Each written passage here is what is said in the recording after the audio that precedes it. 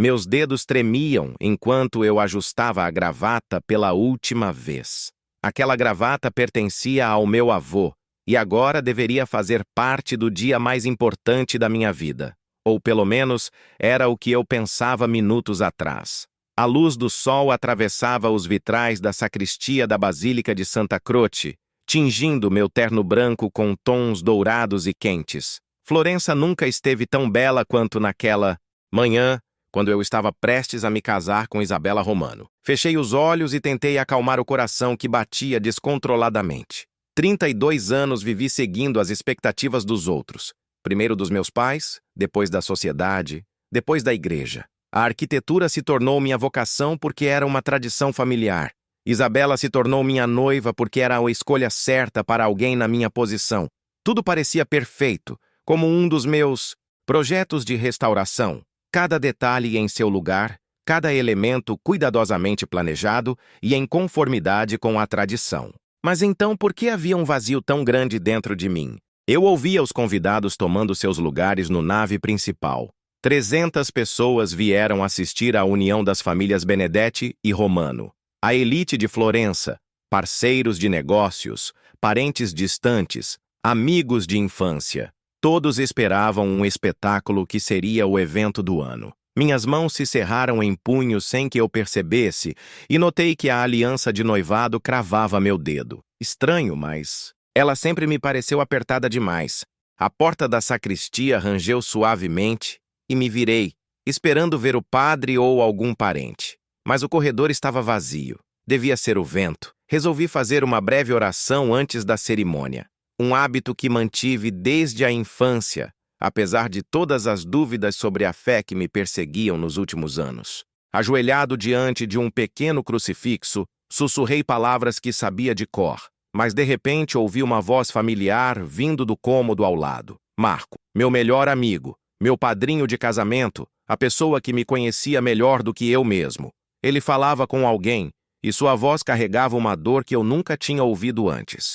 São Francisco, eu não sei o que fazer, ele sussurrava. E percebi que estava sozinho, falando com a estátua de um santo no canto da sala ao lado. Eu menti para ele, menti para a pessoa mais importante para mim. Apoiei esse casamento, disse que Isabela era perfeita para ele, que eles seriam felizes juntos. Mas eu sei que isso é uma mentira. Minha respiração parou. Encostei-me na parede, o coração batendo tão alto que temi que ele pudesse ouvi-lo. Eu o amo mais do que a minha própria vida, continuou Marco, a voz tremendo de emoções contidas. Amo Lorenzo há 8 anos, desde o dia em que nos conhecemos na universidade, quando ele me mostrou seu projeto de restauração de uma capela e seus olhos brilhavam com tanta paixão pela beleza que eu soube que estava perdido. Mas o que eu poderia fazer? Ele é heterossexual, vem de uma boa família, tem planos, tradições e expectativas. Minhas pernas fraquejaram. Apoiei-me na parede fria de pedra, sentindo meu mundo desmoronar e, ao mesmo tempo, começar a fazer sentido. Estar ao lado dele todos os dias é uma doce tortura, sussurrou Marco. Ver seu sorriso, ouvir sua risada, trabalhar juntos em projetos de restauração, conhecer cada pinta em suas mãos, cada hábito, e saber que nunca poderei dizer a verdade a ele, que nunca poderei tocá-lo como quero, que hoje estarei ao seu lado, vendo-o entregar seu coração a uma mulher que nunca o amará tanto quanto eu. Lágrimas ardiam em meus olhos. Todos esses anos, todos aqueles momentos estranhos entre nós que eu atribuía à amizade masculina. Seus olhares que se demoravam em mim por tempo demais. A maneira como ele tocava meu ombro enquanto trabalhávamos em projetos. O ciúme que ele sentia em relação ao meu noivado com Isabela, que ele justificava como preocupação com minha felicidade. Eu sei que ele está infeliz, continuou Marco. Vejo isso em seus olhos quando ele pensa que ninguém está olhando. Ele interpreta o papel do noivo perfeito, mas algo morre dentro dele, e eu não posso ajudá-lo, porque meu amor é apenas mais um problema que ele não deveria carregar. Marco ficou em silêncio, e eu ouvia apenas o som de sua respiração entrecortada. Então, ele falou novamente, com uma desesperança que partiu meu coração. Vou ficar ao lado dele no altar e sorrir. Vou fazer um brinde no banquete de casamento. Serei padrinho dos filhos dele. Viverei ao lado dele pelo resto da vida, amando-o em silêncio, porque a felicidade dele é mais importante do que meus desejos, mesmo que essa felicidade seja uma ilusão. A porta rangeu e os passos de Marco se afastaram pelo corredor. Ele foi embora, deixando-me sozinho com uma verdade que mudou tudo. Fiquei ali, encostado na parede, sentindo algo despertar dentro de mim. Algo que eu reprimi e ignorei por anos. Meus sentimentos por Marco, que eu sempre expliquei como admiração por seu talento, sua paixão pela arte, sua capacidade de ver beleza onde outros viam apenas pedras antigas, sua risada, que fazia meu coração bater mais rápido, seus toques, que deixavam minha pele quente por muito tempo, seus olhos, onde eu sempre via algo especial, algo destinado apenas a mim. Meu Deus, eu também o amava. Essa revelação me atingiu como um raio. Eu amava Marco Santini havia anos, mas fui covarde demais para admitir isso, até para mim mesmo. Estava preso demais às convenções, às tradições, às expectativas da família e da sociedade.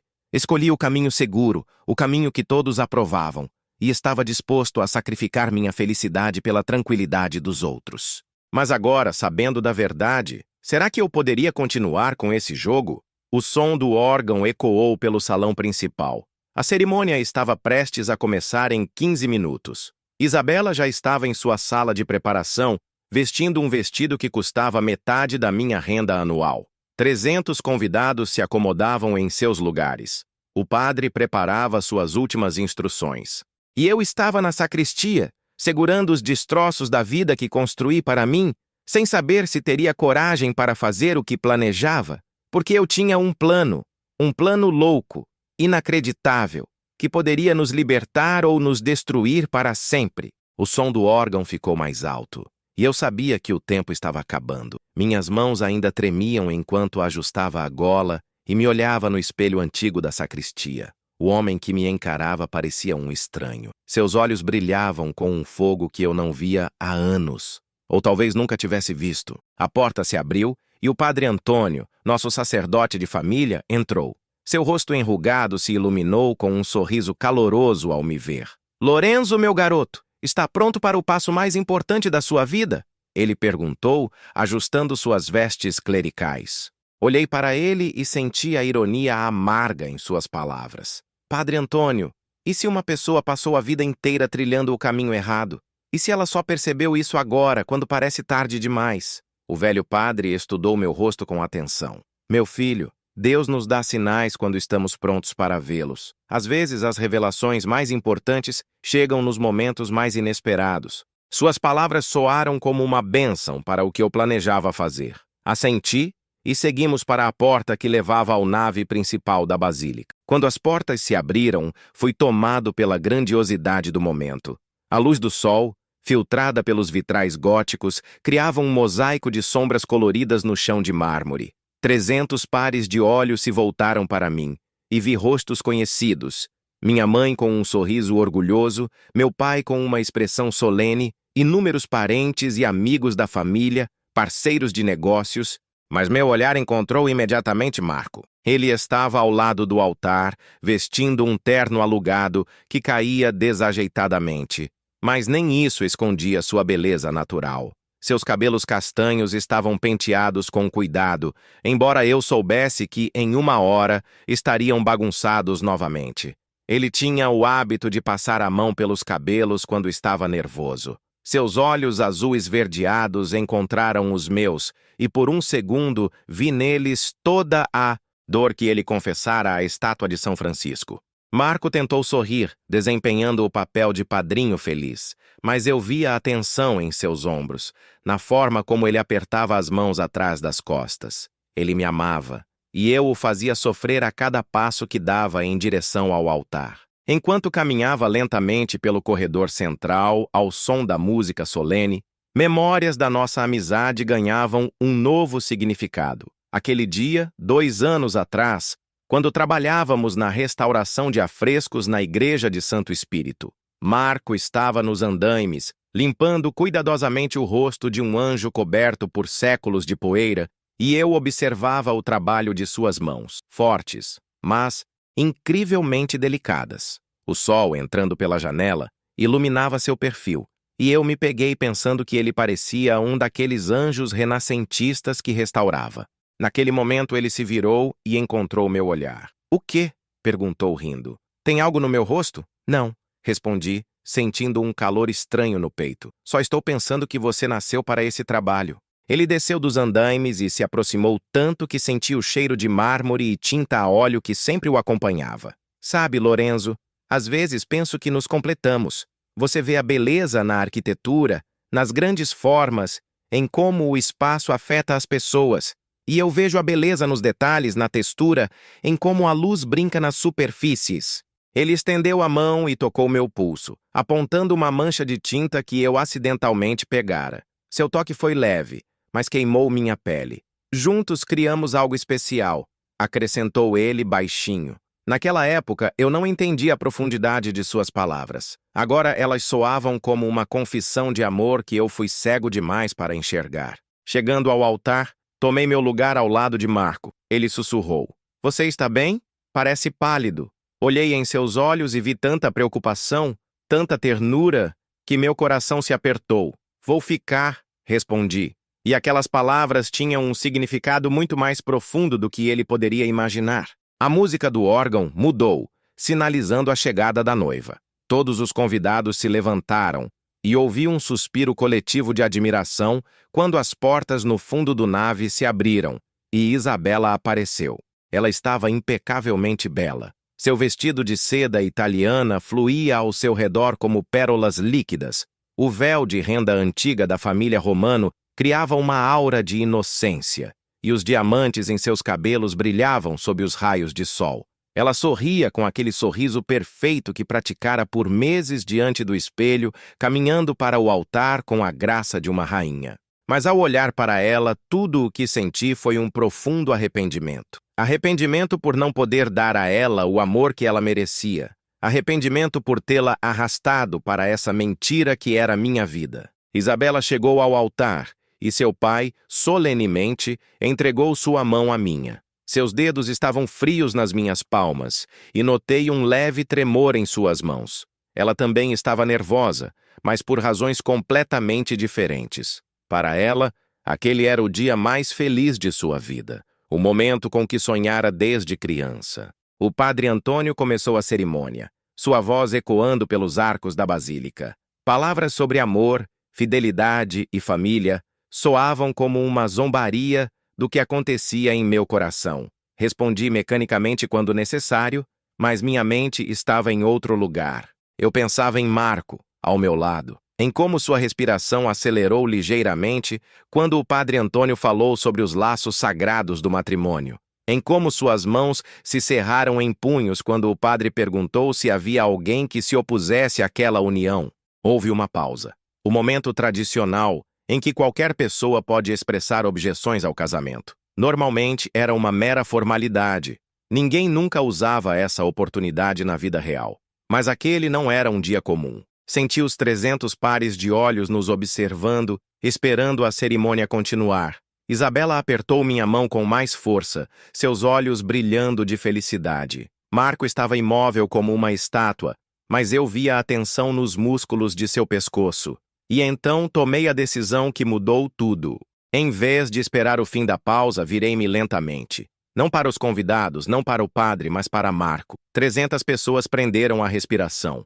Isabela me olhou com confusão. O padre Antônio franziu a testa. "Ah", disse eu baixinho, mas na quietude da basílica minha voz soou como um trovão. Um murmúrio começou entre os convidados. Isabela empalideceu. Marco me encarava com uma expressão de puro horror. "Há alguém que se opõe a este casamento", repeti mais alto, olhando diretamente nos olhos de Marco. "E esse alguém sou eu." O silêncio na basílica era ensurdecedor. 300 pessoas ficaram paralisadas, incapazes de acreditar no que acabavam de ouvir. Isabela me encarava com olhos arregalados, seu rosto branco como o vestido de noiva. Marco permanecia imóvel, como se tivesse se transformado em uma das estátuas de mármore que ele restaurava com tanta habilidade. "Lorenzo, o que você está dizendo?" sussurrou Isabela, a voz tremendo de incompreensão e medo. Virei-me para ela, e meu coração se apertou de dor. Ela não merecia isso. Era uma mulher boa, que me amava sinceramente e que sonhava com nosso futuro juntos. Mas eu não podia mais mentir para ela, para mim mesmo, nem para todas aquelas pessoas. Isabela, disse eu suavemente, segurando suas mãos. Você é uma mulher maravilhosa. Você merece amor, um amor verdadeiro, avassalador. Mas eu não posso te dar o que você merece, porque meu coração pertence a outra pessoa. O murmúrio no salão aumentou. Ouvi as vozes indignadas dos meus pais, os soluços dos parentes de Isabela, as exclamações chocadas dos convidados. Mas naquele momento, eu só me importava com uma pessoa. Virei-me novamente para Marco. Seu rosto era uma máscara de horror e desespero, como se ele previsse a catástrofe que estava prestes a nos atingir. Marco, disse eu, e minha voz soou firme e confiante pela primeira vez naquele dia. Eu sei o que você sente por mim. Ouvi sua confissão a São Francisco hoje de manhã. Ele ficou paralisado, como se eu o tivesse golpeado. A cor sumiu de seu rosto e vi que ele cambaleou levemente. E eu preciso te dizer a verdade. Continuei, dando um passo mais perto dele, ignorando o crescente burburinho ao nosso redor. A verdade que escondi de mim mesmo por 8 anos. A mesma verdade que você escondeu de mim todo esse tempo. Marco balançou a cabeça, como se implorasse para que eu parasse. Mas eu não podia. Não agora, quando finalmente encontrar a coragem para ser honesto. Eu te amo, Marco Santini, declarei em alto e bom som, e minhas palavras ecoaram pelas paredes de mármore da basílica. Eu te amo mais do que minha própria vida, mais do que tradições, mais do que a aprovação da sociedade. Eu te amei todos esses anos, mas fui covarde demais para admitir. As 300 pessoas no salão ficaram em silêncio absoluto. Até os murmúrios cessaram. O momento era tão chocante que ninguém sabia como reagir. Marco me encarava com uma expressão que misturava incredulidade, medo e esperança. Uma pequena centelha de esperança em seus olhos que fez meu coração bater mais rápido. Lorenzo, não, sussurrou ele. O que você está fazendo? O que eu deveria ter feito há anos? Respondi, dando mais um passo em sua direção. Estou nos libertando dessa mentira. O salão entrou em erupção. Minha mãe se levantou, o rosto distorcido de choque e fúria. O pai de Isabela parecia pronto para me matar com as próprias mãos. A própria Isabela estava no altar, lágrimas escorrendo por seu rosto, borrando a maquiagem cuidadosamente aplicada. Isso é loucura!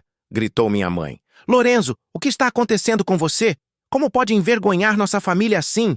Mãe, disse eu, sem desviar os olhos de Marco. Pela primeira vez na vida, eu não estou envergonhando nossa família. Pela primeira vez, estou dizendo a verdade. O padre Antônio parecia completamente perdido. Em todos os seus anos de serviço, ele nunca enfrentara uma situação como aquela. Abria e fechava a boca, sem saber o que dizer.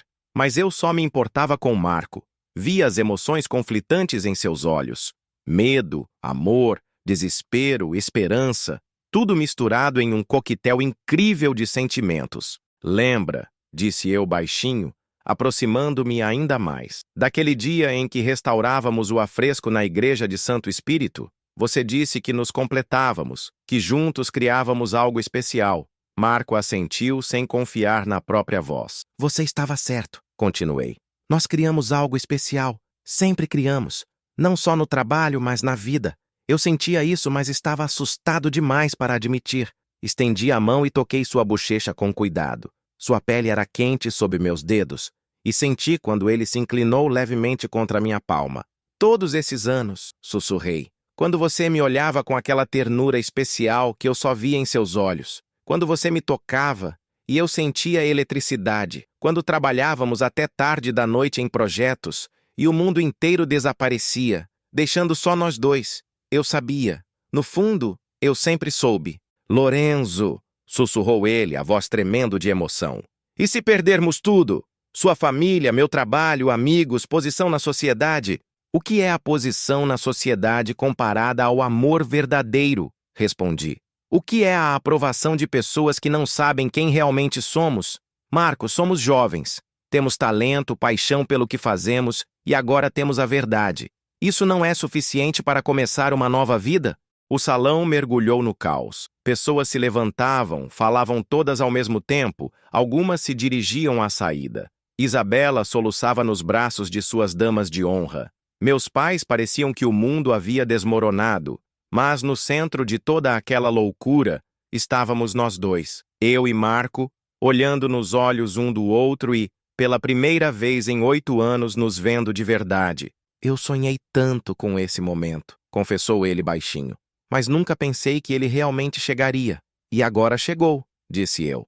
E eu não quero desperdiçar nenhum segundo do resto da minha vida com mentiras. Olhei para ele. Seus cabelos castanhos bagunçados, aqueles incríveis olhos azul esverdeados, as mãos fortes que criavam beleza a partir de pedras, os lábios que eu quis beijar por tantos anos. Marco Santini, disse eu solenemente. Você gostaria de começar uma nova vida comigo?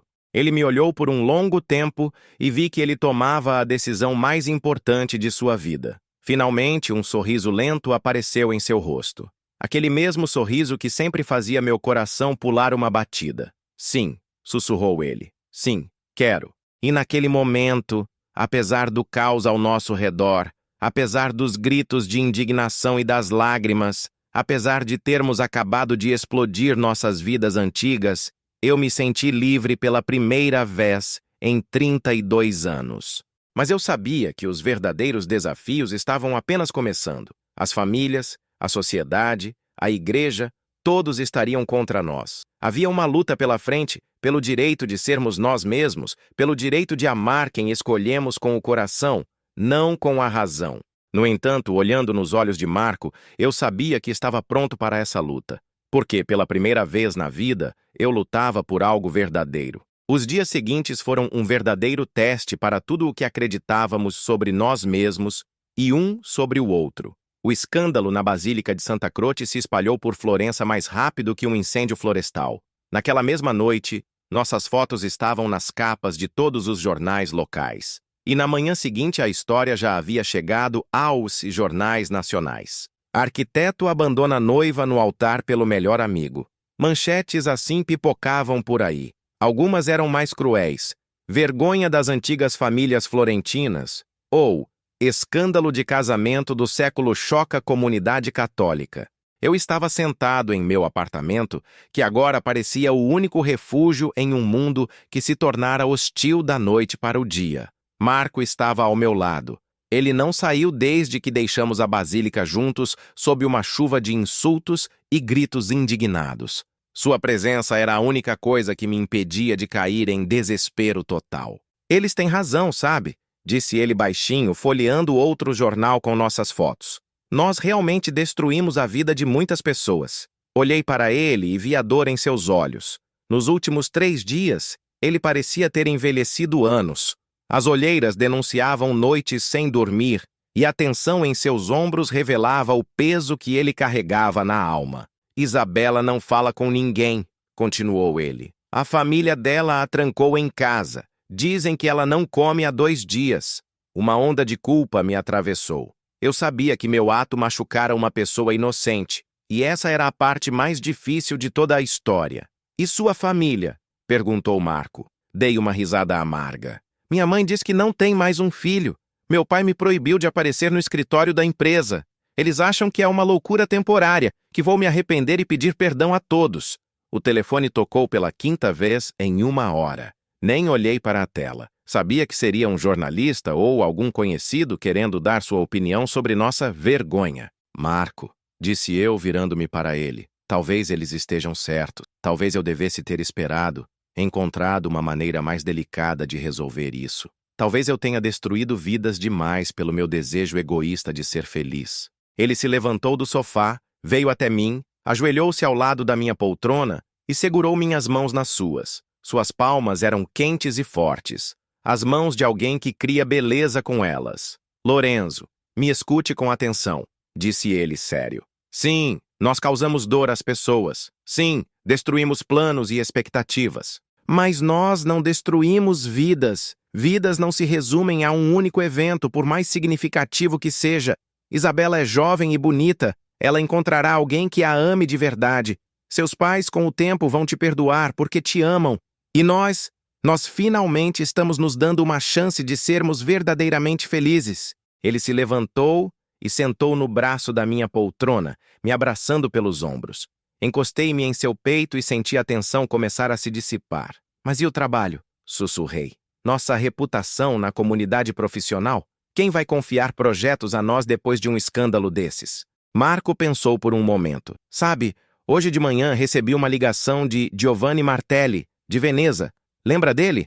Aquele colecionador de arte para quem restauramos uma capela no último ano. Assenti. Giovanni era excêntrico, mas influente no mundo da arte. Ele disse que admira nossa coragem, que pessoas capazes de tamanha honestidade consigo mesmas merecem confiança profissional. Ele nos ofereceu um projeto de restauração de um palácio em Veneza. 2 anos de trabalho garantidos. Levantei a cabeça e o encarei surpreso. Sério? Mais do que sério. E não foi a única ligação. Um arquiteto de Milão perguntou se estamos interessados em colaborar. Uma galeria de arte em Roma quer discutir a restauração de afrescos do século XIV.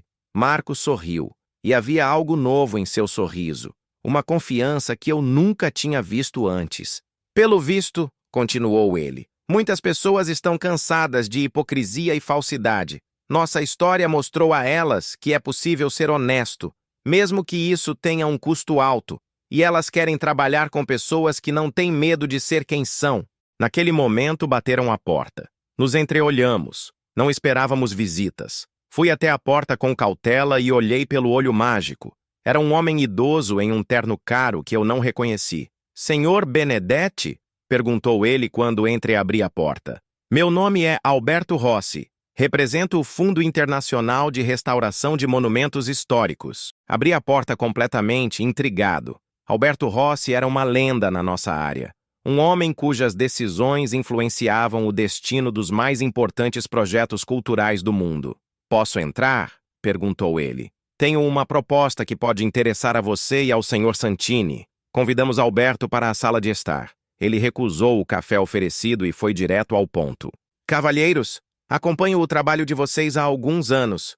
O projeto de restauração da Igreja de Santo Espírito foi magnífico. A forma como combinaram tecnologias modernas com métodos tradicionais impressionou muitos dos meus colegas. Ele fez uma pausa, estudando nossos rostos. Os eventos na Basílica, claro, causaram muito barulho. Mas sabem o que mais? Eles também chamaram a atenção para o profissionalismo de vocês. As pessoas começaram a falar não só do escândalo, mas de quem vocês são como especialistas. Marco e eu nos entreolhamos, sem entender aonde ele queria chegar. Temos um projeto, continuou Alberto. A restauração da Catedral de Toledo, na Espanha. É um trabalho complexo que exige não só habilidades técnicas, mas também a capacidade de trabalhar sob pressão da opinião pública. Precisamos de pessoas que não se dobrem sob críticas e que não traiam seus princípios por conveniência. Ele se levantou e caminhou até a janela, que oferecia uma vista de Florença. Contrato de 3 anos. Equipe internacional. Chance de trabalhar com os melhores especialistas da Europa.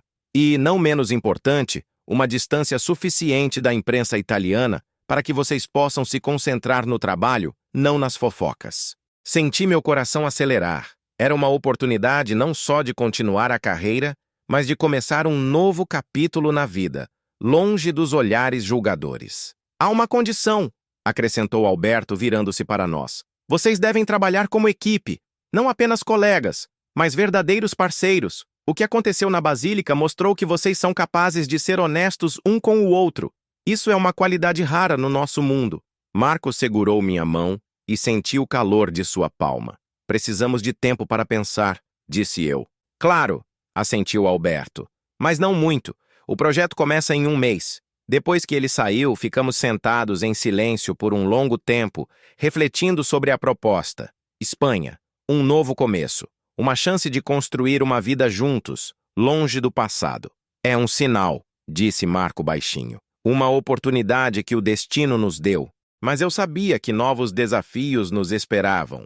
Mesmo que fôssemos para a Espanha, os problemas não desapareceriam magicamente. Teríamos que aprender a viver como casal em um mundo que nem sempre está pronto para aceitar um amor como o nosso.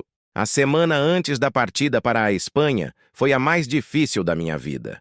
O que começou como uma nova esperança rapidamente se transformou em um pesadelo que ameaçava destruir tudo pelo que lutamos. Tudo começou com uma ligação na quarta-feira de manhã. Marco tinha ido à sua oficina buscar ferramentas para o trabalho em Toledo e eu fiquei em casa organizando documentos. O número na tela era desconhecido, mas a voz eu reconheci imediatamente. Lorenzo, é a Isabela.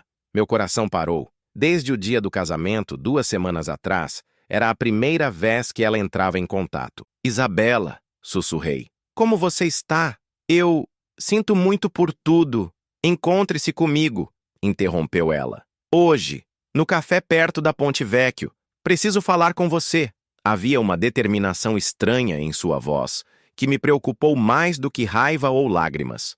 1 hora depois, eu estava sentado em um pequeno café, olhando nervosamente para a entrada. Quando Isabela apareceu, mal a reconheci. A mulher bela e impecável que eu conhecia se transformara em uma sombra pálida de si mesma. Estava mais magra, com olheiras escuras, e os cabelos, normalmente perfeitamente arrumados, estavam apenas presos em um rabo de cavalo simples. Você está horrível, disse ela, sentando-se à minha frente. Você também, respondi com honestidade. Ela deu uma risada amarga. Pelo menos você é honesto.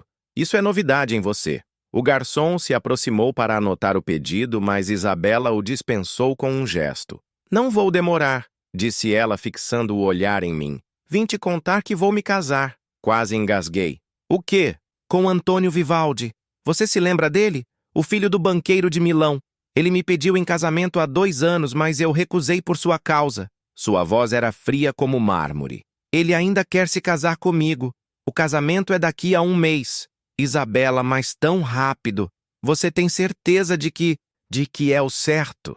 Ela riu, mas o riso soou doloroso. E foi certo passar 3 anos com um homem que não me amava? Que pensava em outra pessoa toda vez que me beijava? Suas palavras me acertaram como um tapa. Eu sabia que ela estava certa, mas ouvi-las era insuportavelmente doloroso. Mas não é só por isso que vim, continuou ela, e sua voz ganhou um tom de aço. Minha família está furiosa. Meu pai perdeu um contrato importante por causa do nosso escândalo. Minha mãe não consegue aparecer em público. Eles querem vingança. Um frio percorreu meu corpo. O que você quer dizer? Ela tirou um envelope da bolsa e o colocou na mesa entre nós. Estas são cópias de documentos que eles planejam enviar às autoridades espanholas. Acusações de fraude, violação de contratos, incompetência profissional. Tudo mentira, claro, mas mentiras muito convincentes, com testemunhos falsos e assinaturas forjadas. Minhas mãos tremiam ao abrir o envelope. Os documentos pareciam oficiais e profissionais. Se fossem enviados a Toledo... Por que está me contando isso? Perguntei. Isabela me olhou por um longo tempo, e pela primeira vez na conversa, havia humanidade em seus olhos. Porque, apesar de tudo, eu não quero que você sofra mais do que já sofreu. E por quê? Ela fez uma pausa, escolhendo as palavras. Porque, no fundo, eu sempre soube. Uma mulher sente quando um homem está pensando em outra pessoa. Lágrimas ardiam em meus olhos. Isabela, eu nunca quis te machucar. Pensei que aprenderia a te amar como você merece. Mas você não conseguiu, disse ela simplesmente. E sabe de uma coisa? Estou feliz que você tenha parado antes que fosse tarde demais. Melhor um coração partido agora do que uma vida destruída por anos. Ela se levantou para ir embora. Você tem 3 dias, acrescentou.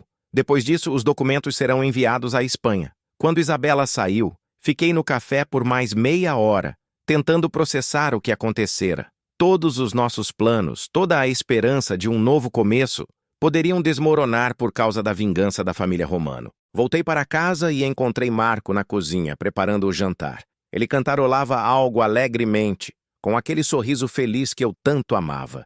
A ideia de destruir seu bom humor era insuportável. Como você está? Perguntou ele, me beijando na bochecha. Você parece pálido. Mostrei os documentos sem encontrar palavras. Vi a alegria sumir de seu rosto, sendo substituída por horror e desespero. É o fim, sussurrou ele sentando-se. Se essas acusações chegarem ao Alberto, ele vai cancelar a oferta de trabalho imediatamente, completei. E depois a notícia vai se espalhar por toda a rede profissional. Ficamos em silêncio por alguns minutos, cada um perdido em seus pensamentos. Talvez eu não devesse ter feito isso, disse eu finalmente. Talvez devesse ter casado com Isabela, e você deveria ter encontrado outra pessoa. Assim, ninguém teria sofrido. Marco ergueu a cabeça bruscamente. Você está falando sério? Depois de tudo pelo que passamos, você se arrepende de ter dito a verdade? Eu me arrependo de ter destruído tantas vidas. Explodi. Isabela vai se casar com alguém que não ama, só para salvar a reputação. Nossas famílias estão envergonhadas. E agora podemos perder tudo o que conquistamos profissionalmente. Marco se levantou, aproximou-se de mim e segurou meu rosto com as mãos. Lorenzo, olhe para mim, disse ele com firmeza. O que você vê? Vejo um homem sofrendo por causa do meu egoísmo, respondi amargamente. Não, ele balançou a cabeça. Você vê um homem que, pela primeira vez na vida, está feliz, que pode ser ele mesmo, que não precisa mais esconder seus sentimentos. Ele me beijou suavemente e senti parte da tensão se dissipar. Sim, teremos uma luta difícil pela frente, continuou ele. Sim, podemos perder o trabalho em Toledo. Mas sabe de uma coisa? Encontraremos outro trabalho, outro país, outras oportunidades. O mais importante é que estaremos juntos e seremos honestos conosco mesmos. Naquele momento, meu telefone tocou. Era um número internacional desconhecido. Alô? Atendi com cautela. Senhor Benedetti? Aqui é Carlos Mendes, de Barcelona. Ouvi falar do seu trabalho por Alberto Rossi e sobre a situação em Florença. Meu coração despencou. As notícias já tinham chegado à Espanha. Estou ligando porque preciso de pessoas do seu calibre para um projeto de restauração da Sagrada Família. Pessoas que não têm medo de ir contra a corrente e defender seus princípios. Mal acreditei no que ouvia. Você está nos oferecendo um trabalho? Mais do que um trabalho. Estou oferecendo um lar. Um lugar onde vocês podem ser quem são, sem se preocupar com os preconceitos dos outros. Quando desliguei, Marco me olhava com esperança. Barcelona? Disse eu simplesmente. Sagrada Família. Pela primeira vez naquele dia horrível, ambos sorrimos. 6 meses depois, eu estava no terraço do nosso apartamento em Barcelona, observando o pôr do sol sobre o Mediterrâneo. A cidade se estendia abaixo de mim, banhada pelos raios dourados do sol poente, e ao longe se erguiam as famosas torres da Sagrada Família, nosso novo local de trabalho e símbolo do nosso novo começo. Marco subiu ao terraço com 2 taças de vinho, seu rosto iluminado por aquele sorriso suave que sempre acelerava meu coração. Nos últimos meses, ele mudara. Estava mais confiante, mais calmo, como se o peso dos sentimentos escondidos finalmente tivesse deixado seus ombros. No que está pensando? Perguntou, me entregando uma taça e me abraçando pela cintura. Em como nossa vida mudou em tão pouco tempo, respondi, encostando-me em seu ombro. Lembra daquele dia na Basílica? Parecia que o mundo estava desmoronando. E agora estamos construindo um novo mundo, disse ele, apontando para a catedral ao longe. Literalmente, todo dia, adicionamos algo a essa maravilha arquitetônica. Trabalhar com a equipe de Carlos Mendes era tudo o que poderíamos sonhar e mais. O projeto de restauração e conclusão da Sagrada Família era grandioso, exigindo não só habilidades técnicas, mas também uma visão artística. Trabalhávamos com os melhores especialistas do mundo, e pela primeira vez nossos talentos distintos, meu pensamento arquitetônico e o senso artístico de Marco, se fundiram, criando algo verdadeiramente especial. Carlos disse hoje que nosso trabalho na Capela do Nascimento superou todas as expectativas, disse Marco.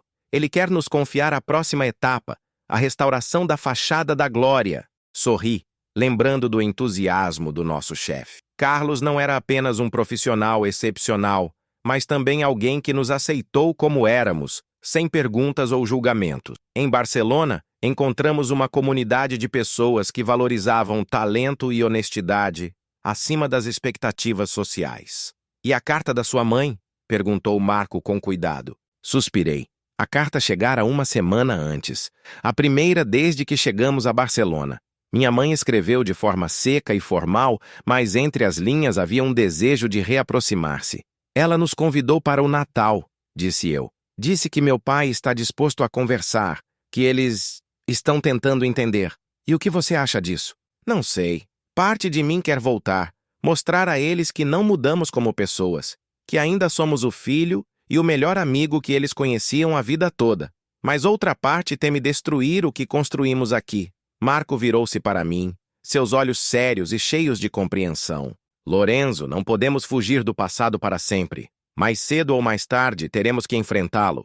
Mas agora somos mais fortes. Temos uma vida da qual nos orgulhamos, um trabalho que nos inspira e um amor que sobreviveu a todas as provações. Ele pegou minha mão e entrelaçou nossos dedos. Em seu dedo anelar, brilhava um simples anel de prata, igual ao meu. Trocamos os anéis um mês atrás, em uma pequena igreja nos arredores de Barcelona, com apenas o padre que abençoou nossa união, e Carlos e seu parceiro Miguel como testemunhas. Foi uma cerimônia simples e discreta, mas significou mais para nós do que qualquer casamento grandioso. Sabe o que Isabela me disse na última vez que nos vimos? Disse eu de repente.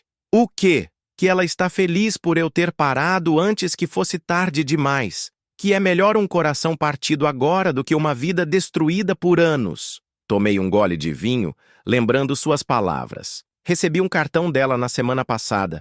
Ela está começando a se entender com Antônio. Disse que está aprendendo a diferença entre um amor por conveniência e um apego verdadeiro. Que está grata pelo que aprendeu com nossa história, por mais doloroso que tenha sido. Está vendo? Disse Marco suavemente. Tudo se ajeita. Não de imediato, não sem dor, mas se ajeita. As pessoas são mais fortes do que pensamos. Naquele momento, meu telefone tocou. Olhei para a tela e vi um número italiano desconhecido. Alô, Lorenzo, é o padre Antônio. A voz do velho sacerdote era calorosa e familiar. Meu coração se apertou de surpresa. Padre Antônio, como conseguiu meu número? Sua mãe me deu, respondeu ele com uma risadinha. Lorenzo, estou ligando porque quero te dizer algo importante. Algo que não consegui dizer naquele dia na Basílica. Apertei a mão de Marco com mais força, preparando-me para mais uma repreensão. Estou orgulhoso de você, meu filho, disse o padre, e suas palavras me atingiram como um raio. Orgulhoso da sua coragem de dizer a verdade. Orgulhoso por você ter escolhido a honestidade, mesmo quando foi difícil. Lágrimas marejaram meus olhos. Padre, mas a igreja, os ensinamentos. A igreja nos ensina a amar, Lorenzo. Acima de tudo, amar. E o amor verdadeiro não pode ser pecado, seja qual for sua forma. Passei meses refletindo sobre isso depois do casamento. Li, pensei, orei e cheguei à conclusão de que Deus nos criou como somos, com todas as nossas diferenças, para nos ensinar aceitação e compaixão. A voz do velho tremia de emoção. Eu vi como você olhava para Marco todos esses anos, e vi como ele olhava para você. Tanta ternura, tanto cuidado um pelo outro. Isso não é uma bênção? Isso não é o que chamamos de amor divino? Depois da conversa, fiquei em silêncio por um longo tempo, segurando o telefone. Marco me abraçava, sem dizer uma palavra, apenas me dando tempo para absorver o que ouvi. Vamos para casa no Natal, disse eu finalmente. Tem certeza? Sim, chega de ter medo. Está na hora de mostrar a eles que não mudamos como pessoas, só nos tornamos honestos conosco mesmos. Uma semana depois, estávamos na estação de trem em Florença, com malas e passagens de volta para Barcelona. O encontro com nossas famílias foi melhor do que esperávamos. Foi difícil, houve muitas lágrimas e explicações, mas também houve compreensão, aceitação e, acima de tudo, amor. Minha mãe chorou ao abraçar Marco, pedindo desculpas pelos meses de silêncio.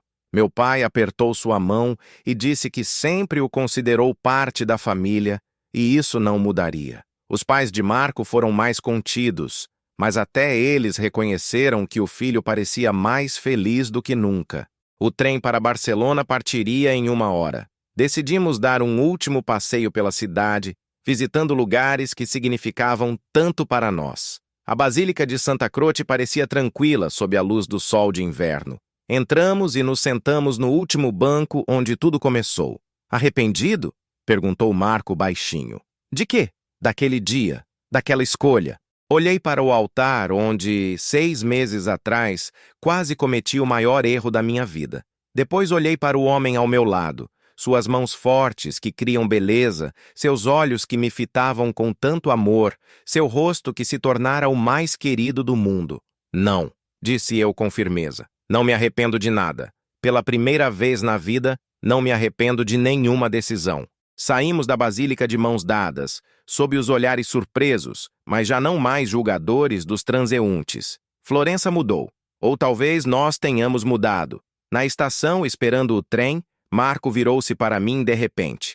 Lorenzo, quero te dizer algo importante. O quê? Obrigado. Por quê? Por ter sido corajoso o suficiente por nós dois. Por ter dado aquele primeiro passo que eu nunca teria ousado. Por nos libertar. Ele me beijou, longa e suavemente, sem se importar com as pessoas ao redor. E pela primeira vez, aquele beijo não precisava ser escondido. O trem chegou e seguimos para casa. Para Barcelona, para nossa nova vida, para nossos sonhos e projetos. Para a Sagrada Família, que ajudávamos a construir, criando algo belo e eterno, assim como criamos nosso amor. Olhando pela janela do trem os cenários italianos que ficavam para trás, eu sabia que nossa história estava apenas começando. À nossa frente, havia anos de trabalho, criatividade, viagens, novos desafios e novas vitórias. Mas, acima de tudo, havia uma vida vivida com honestidade, amor e sem arrependimentos. Às vezes, a maior vingança contra um mundo que tenta nos forçar a viver uma vida que não é nossa é simplesmente sermos felizes. E nós éramos felizes. Se essa história tocou seu coração, deixe um like neste vídeo e se inscreva no canal para mais histórias românticas. Nos comentários, deixe uma nota de 0 a 10.